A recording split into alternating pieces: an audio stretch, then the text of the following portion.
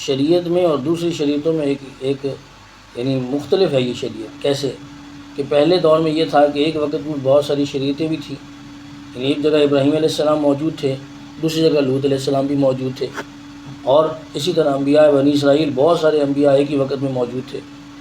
تو ایک وقت میں بہت ساری شریعتوں پہ چلا جاتا تھا۔ لیکن حضور صلی اللہ علیہ وسلم کو جو اللہ نے شریعت عطا فرمائی یہ دوسری شریعتوں سے مختلف ہے۔ وہ اس طرح کہ اللہ نے کہا کہ اس شریعت کو اللہ نے وہ تکمیل اور وہ کمال دیا ہے کہ اس شریعت کی موجودگی میں کوئی اور شریعت قابل قبول نہیں۔ یہ اللہ تعالیٰ نے اس شریعت کو آپ کے اور ہمارے نبی صلی اللہ علیہ وسلم کو جو شریعت عطا فرمائی، جو طریقہ عطا فرمایا، اس کے بارے میں یہ کہا کہ یہ اس شریعت جیسی کوئی اور شریعت نہیں ہے، یعنی اس کی موجودگی میں نہ تو آپ دین